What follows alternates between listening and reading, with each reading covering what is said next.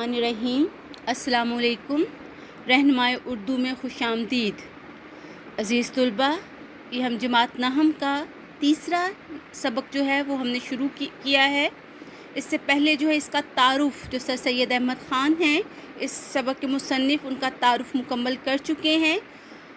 उनमें तमाम MCQs जो हैं वो इम्पॉर्टेंट उनको मार्क करा दिया गया है। वो वीडियो जो है वो मौजूद है। जिसने अभी तक वो वीडियो नहीं देखी वो डिस्क्रिप्शन में जो है लिंक पर जाके वो वीडियो देख सकता है, ताकि आपका कोई भी लेसन स्किप नहीं हो।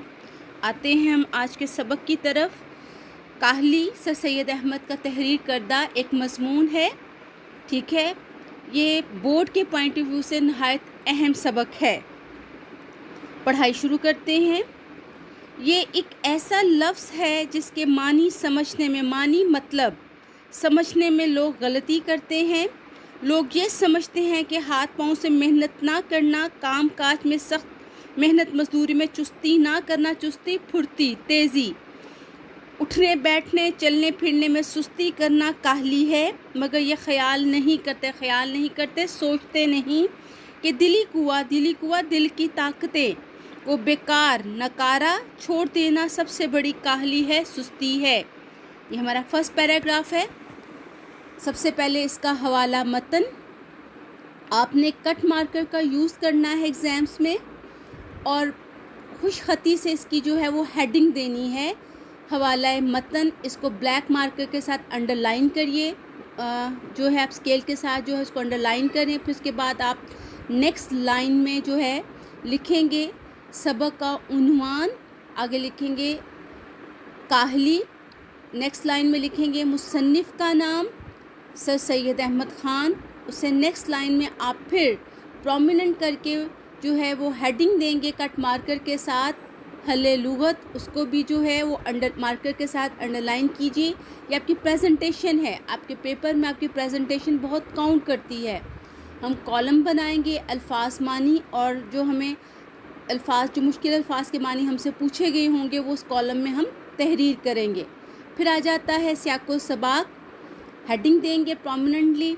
उसके बाद सियाको सबाक लिखेंगे मज़कूरा इक़्तिबास फ़ाज़िल मुसन्निफ़ सर सैयद अहमद ख़ान के तहरीर करदा मज़मून काहली के आगाज़ से लिया गया है। तशरीह तलब इक़्तिबास के बाद मुसन्निफ़ बताते हैं हाथ पाँव की मेहनत औकात बसर करने और रोटी कमा कर खाने के लिए नहायत ज़रूरी है। ये है इसका सियाको सबक। अब आ जाते हैं तशरीह की तरफ। तशरीह की हेडिंग देंगे कट मार्कर के साथ, फिर इसको भी अंडरलाइन करेंगे। तशरीह शुरू करते हैं। इस सबक में मुसन्निफ़ ने उम्मत मुसलमा के ज़वाल की एक अहम वजह से हमें आगाह किया है।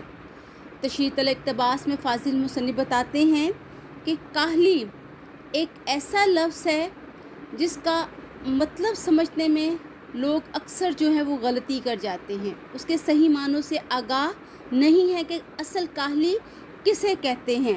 आम तासुर यही है, हम लोग यही समझते हैं कि जो शख्स तेज़ी नहीं काम में करता, फुर्ती नहीं दिखाता, चुस्ती नहीं दिखाता, आहिस्ता आहिस्ता काम करता है, वो सुस्त है, वो काहिल है। काहिल उस शख्स को कहा जाता है जिसके काम में तेज़ी, फुर्ती और चुस्ती नहीं होती। आहिस्ता आहिस्ता उठता बैठता है, बहुत सुस्त रवि से जो है वो अपने काम सर अंजाम देता है, लेकिन वो सोचते नहीं हैं, वो समझते नहीं हैं कि असल काहली है क्या। अल्लाह ताला ने इंसान को बेशुमार सलाहियतों से नवाजा है। उसके अंदर जो हैं बहुत ज़्यादा खूबियाँ जो हैं उसके अंदर छुपी हुई होती हैं। बहुत इंसान जो है बहुत ज़्यादा अहलियतों का मालिक होता है।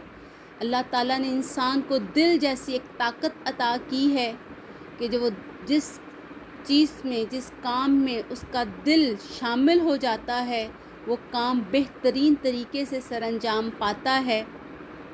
तो जो इंसान अपने दिल की ताकत को, अपनी खूबियों को, सलाहियतों को पहचान नहीं पाता, उसको जान नहीं पाता और उनको बेकार छोड़ देता है, उनसे काम नहीं लेता, दर हकीकत ये असल काहली है।